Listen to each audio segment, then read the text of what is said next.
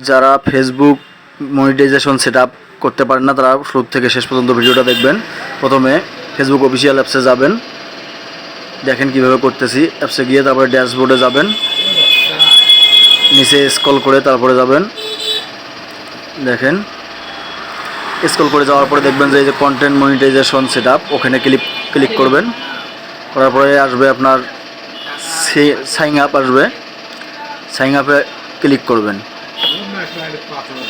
একটু লোডিং নেবে, নেটওয়ার্কের প্রবলেমের কারণে একটু লোডিং নিচ্ছে। Successful setup. এখন একটা রিফ্রেশ দিবেন, রিফ্রেশ দিয়ে দেখবেন যে সেটআপ অপশনটা নেই, মনিটাইজেশন সেটআপ হয়ে গেছে। রিফ্রেশ করবেন এইভাবে, রিফ্রেশ করে দেখবেন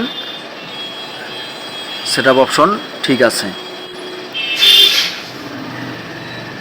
এখন এইভাবে আবার এখান থেকে বাহির হয়ে আবারও ড্যাশবোর্ডে যাবেন, ড্যাশবোর্ডে গিয়ে চেক দিয়ে দেখবেন সেটআপটা কমপ্লিট হয়ে গেছে।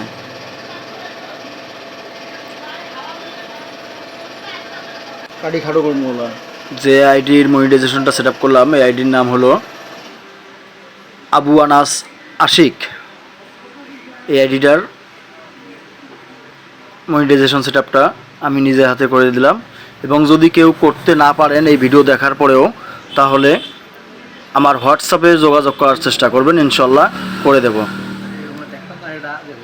এবং এই ভিডিওটা লাইক কমেন্ট শেয়ার করে সবাইকে দেখার সুযোগ করে দেবেন। যারা জানে না সেটআপ করতে তারা যেন এই ভিডিওটা দেখে একটু হলেও উপকৃত হতে পারে।